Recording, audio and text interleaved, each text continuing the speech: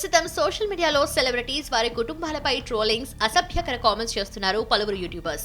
ఇక ఇలాంటి యూట్యూబర్స్ పైనే ఇప్పటికే యుద్ధం ప్రకటించింది మూవీ ఆర్టిస్ట్ అసోసియేషన్. నటీనటుల గురించి అసభ్యకరంగా కామెంట్స్ చేస్తున్న పలు యూట్యూబ్ ఛానల్స్ ను బ్యాన్ కూడా చేయించింది.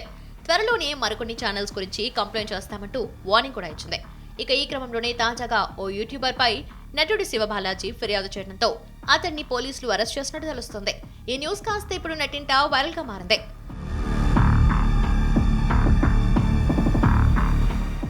ఇక అసలు విషయం ఏంటంటే, హీరో మంచు విష్ణుతో పాటు మరికొందరు నటీనటులపై విజయ్ చంద్రహాస్ అనే యూట్యూబర్ నెగటివ్ ట్రోల్స్ చేశాడు. ఇక ఇది గమనించిన మా కోశాధికారి నటుడు శివబాలాజీ హైదరాబాద్ సైబర్ క్రైమ్ పోలీసులకు ఫిర్యాదు చేసినట్టు తెలుస్తోంది.